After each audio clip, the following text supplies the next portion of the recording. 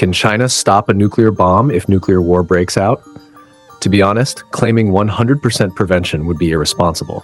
If the enemy fires a single missile, perhaps we could stop it. But nuclear war is not about firing one missile. Once it starts, weapons from every base will be launched. A 1-minute delay will turn a base's weapons into scrap. Right now, no country can completely stop it. First, we must understand why stopping a nuclear bomb is so difficult. A missile's flight has 3 phases, and each phase has a dead end, summarized in 1 sentence per phase. The first phase is the boost phase. When a missile is launched from the enemy's territory, its speed is relatively low, and if it can be stopped, then success chances are higher.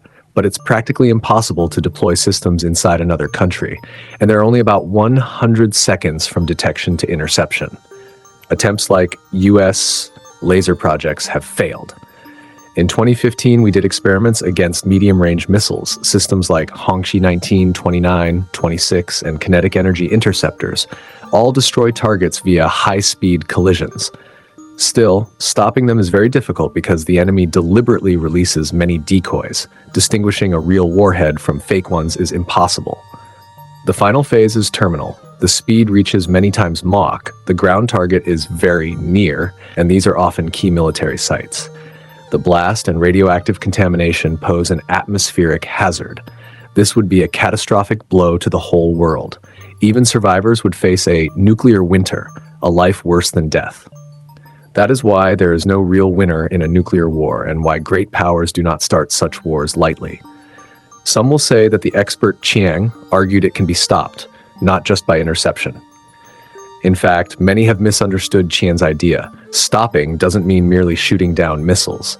We have multi-layered defense systems. In simple terms, if the enemy fires all their missiles, our underground defenses can still preserve our core strength. That system has 4 main defensive lines.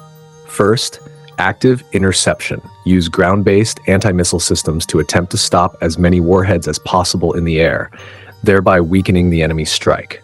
Second, underground protection. This is the core of Qian's research. Deep underground high-level nuclear hardening, so Earth-penetrating strikes can be resisted, command centers and key weapons can be preserved.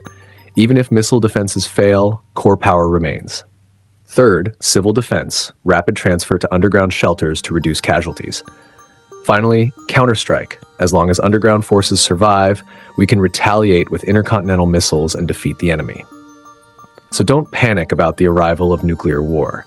With our country's current military capability, both offense and defense, the enemy cannot move casually. At least during our lifetime, such a day is far off. Even under great power tension, nuclear weapons will not be launched lightly.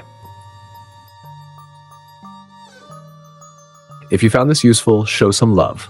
Like the video, subscribe for more deep dives, and drop a comment below. Share this with friends who'd want to know. It helps a lot.